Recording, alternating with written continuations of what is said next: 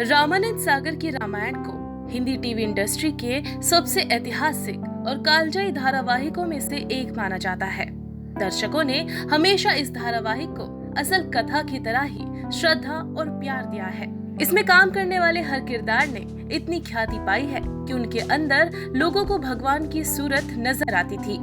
श्री राम बने अरुण गोविल और सीता बने दीपिका तो घर घर में भगवान की तरह पूजे जाने लगे थे। रामायण एक बार फिर से चर्चाओं में है। देश में कोरोना महामारी के चलते लॉकडाउन लागू है। ऐसे में तकरीबन 3 दशकों के बाद रामायण का दोबारा प्रसारण किया जा रहा है। दर्शकों का भरपूर प्यार एक बार फिर से रामायण को मिल रहा है। इसी के साथ धारावाहिक के सभी पात्र इन दिनों खूब सुर्खियां बटोर रहे हैं। इन सभी के बीच एक ऐसा कलाकार भी है जिसने रामायण में एक नहीं, 2 नहीं बल्कि कई भूमिकाएं निभाई हैं। जी हाँ, कभी ये शख्स केवल सेनापति बना तो कभी समुद्र देवता तो कभी ऋषि मुनि। सिर्फ इतना ही नहीं, गुप्तचर बन जाता तो कभी वानर सेना का वानर। शायद अब तक तो आप समझ ही गए होंगे कि हम बात कर रहे हैं मुस्लिम अभिनेता असलम खान की। रामायण में ढेरों सपोर्टिंग रोल करने वाले कलाकार की प्रतिभा के खुद शो के निर्देशक रामानंद सागर भी मुरीद हुआ करते थे। कहते हैं कि ऐसे कई मौके आए जब असलम खान के लिए किरदारों को देखकर रामानंद सागर की आंखों में आंसू आ गए थे।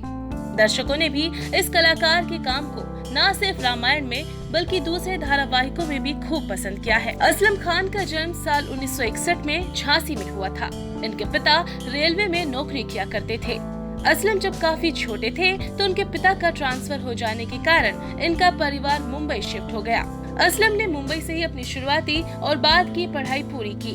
जब 19-20 साल के हुए तो रेलवे में नौकरी तलाशने लगे, लेकिन उनके पिता इसके लिए राजी नहीं हुए। वो चाहते थे कि उनका बेटा सरकारी नौकरी के बजाय मुंबई में कोई बड़ी प्राइवेट नौकरी करे।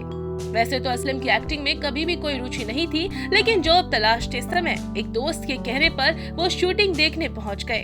उनका दोस्त विक्रम और बेताल सीरियल में छोटा मोटा रोल किया करते थे। किस्मत देखिए, उन दिनों सेट पर किसी नए आर्टिस्ट को खोजा जा रहा था। दोस्त ने असलम खान का नाम लिख दिया। पहले तो उन्होंने नानुकुर की, लेकिन बाद में वो इसके लिए राजी हो गए।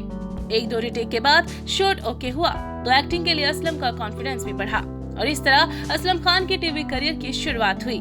धीरे धीरे उन्हें दूसरे धारावाहिकों में ऐसे छोटे मोटे रोल मिलने लगे।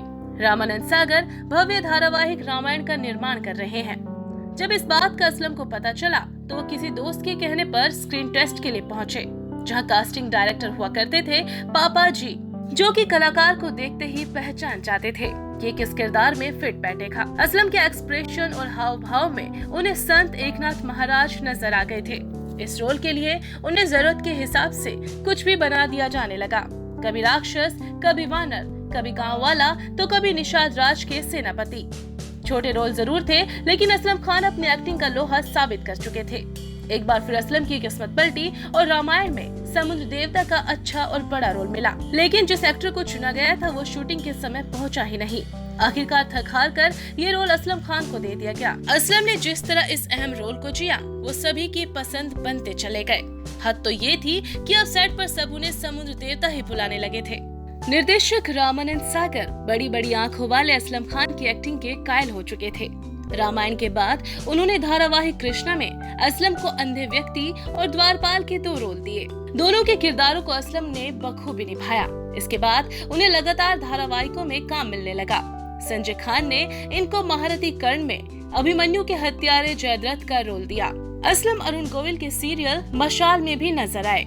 इसके अलावा उन्होंने धारावाहिक अलिफ लैला और ये हवाई में भी अलग अलग कई महत्वपूर्ण किरदारों में काम किया। रामानंद सागर ने जब अपने एक और ऐतिहासिक सीरियल महाभारत का निर्माण किया तो असलम खान को दोबारा कास्ट किया। इस दफा उन्होंने असलम को अधिरथ बनाया, जिसने कर्ण को पाला था।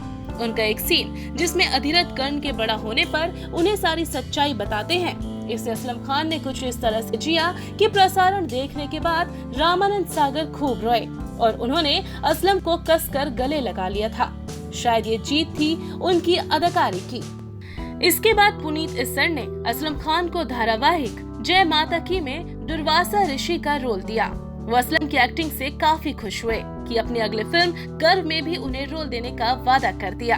हालांकि किसी वजह से असलम को वो रोल नहीं मिल सका। टीवी का नया और भव्य दौर शुरू हुआ तो पुरानी कथाओं की जगह ग्लैमर और क्राइम ने ले ली।